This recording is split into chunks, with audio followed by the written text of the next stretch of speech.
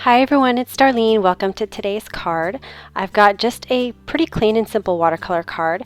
I used the Altenew set called Bejeweled and some watercolor paper. I decided to use Ranger because it's really white. And I've got this paintbrush, and it's important to get the right brush. You want a very, very thin tip because we're going to be working in fine detail. And then I'm going to be using the Gansai Tambi watercolors. All right, the first thing I'm going to do is stamp my butterfly in some Versamark on my cardstock, and then I will sprinkle it with some white embossing powder and heat it to set it. And the reason why I'm doing this is because when you emboss, it makes it so much easier to watercolor because it really helps you stay in the lines. All right, now I've also got a big jar of water because these watercolors are very intense in color, and it takes quite a lot of water to dilute them off your brush. Okay, I'm going to work this piece by piece. The first thing I'm going to do is first cover my cardstock in the area that I'm going to be working with some water. And you want a pretty good amount of water, but you can always add more later. So really you just want to wet up your cardstock. Now I'm going to take my purple, and you'll see I just add a little bit of water to this palette to get it going. And I'm just going to drop in some color. You can see it really doesn't take much. I'm just going to work it around, and it'll spread automatically because I've got the water already on my cardstock. So it's really helpful to put that water down first.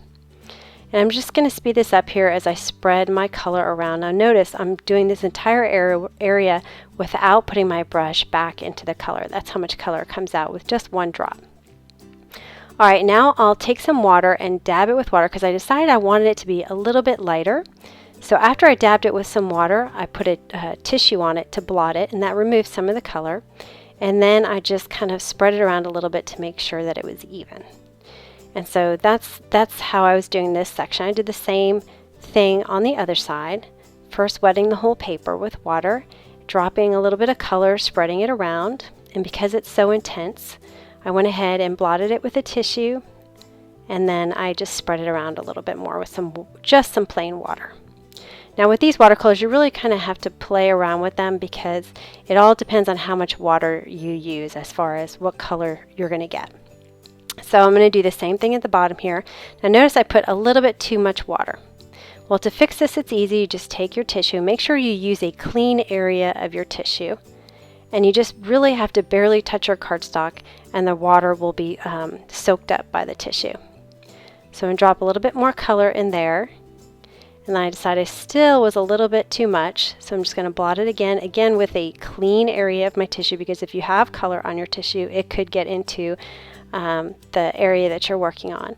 And then notice I also cleaned off my brush a little bit, and I really wasn't cleaning it, I was really getting the water off of it. So the brushes these are sort of like a Chinese calligraphy type brush, and then it holds a lot of water at the top, and so you really have to be careful with how much water you put down on your cardstock.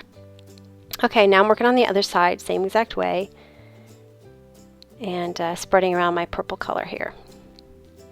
Now for the other areas, I'm using yellow and blue, so I'm going to start with this first one, and you'll see how fine the detail gets at the bottom of this, the base of the wing here. So that's why I wanted to make sure I had a brush with a really, really fine tip. All right, next I'm going to do the body, so I'm going to wet it up with some water, and this is just a brown.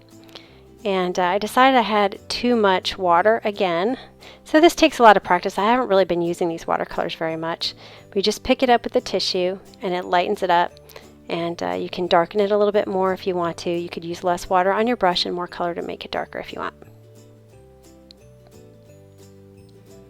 All right, now I'm going to add my blue. This is, I think, the prettiest color in the whole set. I don't know what it is. It kind of reminds me a little bit of Broken China. It's just a really sort of in-between blue and green color. Now somehow while I was coloring this, I got a little bit, just a dot of the blue in my yellow right there. So to pick it up, another way you can do that is to take a Q-tip and just sort of dab it right there on the spot. And because it's watercolor, it comes up just fine. So I'm going to go ahead and finish coloring all my blue here.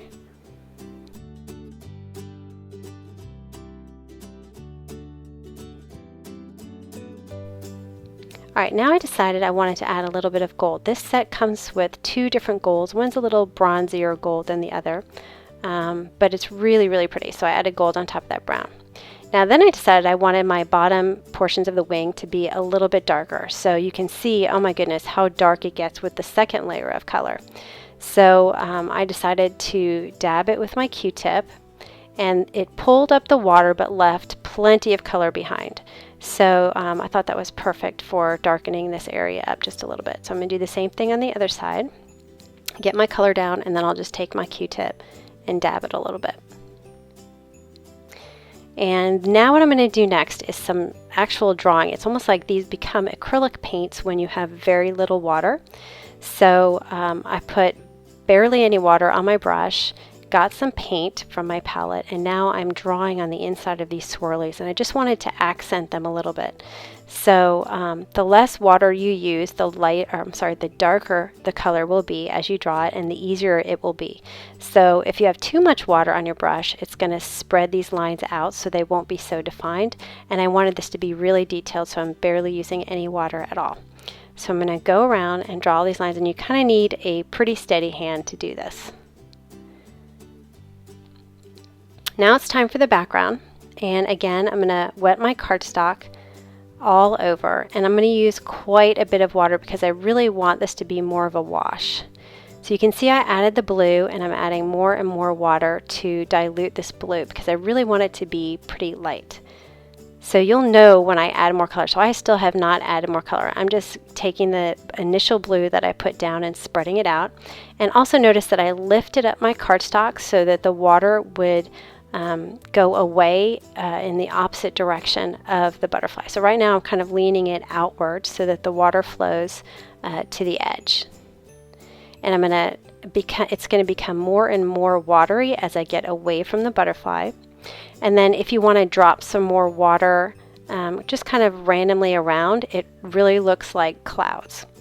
So you can see how it really doesn't need to be exact. In fact, you want it to be kind of heavy in some areas, lighter in some areas, because then it actually looks like a sky. So I'm going to have the darkest areas right around the butterfly, and then they'll fade out.